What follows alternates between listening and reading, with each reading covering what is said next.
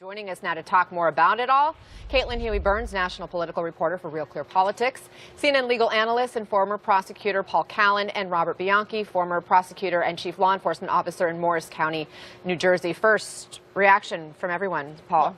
This is cowardly backstabbing by the President of the United States against an Attorney General who has shown enormous integrity and backbone in standing up to Mr. Trump.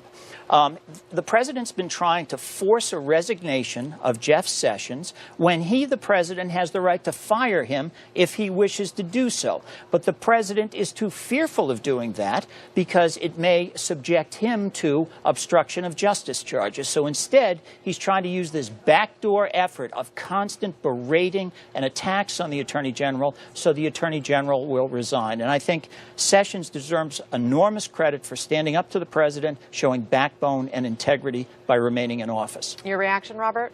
I agree with my colleague here, and I'm surprised that I am.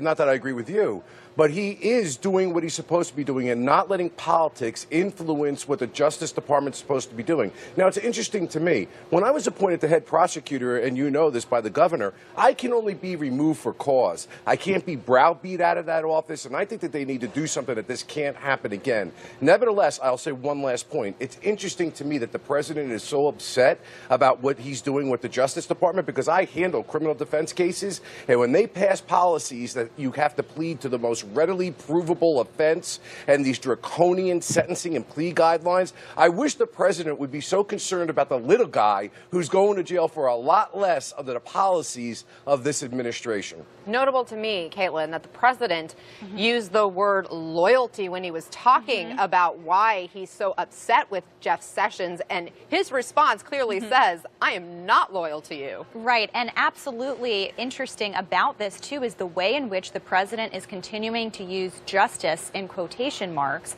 I think what you're seeing kind of across agencies, quite frankly, when we're talking about agency heads coming out in public and defending their own agencies, I think is really striking, considering that they have to stick up for the work of everybody in these agencies. Remember, just after the Helsinki conference, we saw the heads of the national security and intelligence communities come out and try to stake their own ground on here. Here we see Jeff Sessions doing exactly that as well. And the president has berated Jeff Sessions for months and months without taking that step of actually firing him. I think it's also notable that we've seen reporting from Capitol Hill, people like Lindsey Graham questioning whether Jeff Sessions might be fired after the midterm elections and what the appetite for that would be on Capitol Hill. And this is part of the president's efforts to undermine his own Justice Department and appearing to be so corrosive at this point. Paul, how unprecedented is it? Just take the names out for a second. To see an Attorney General of the United States essentially rebuking the President of the United States in such a public way. Well, it's really totally unprecedented.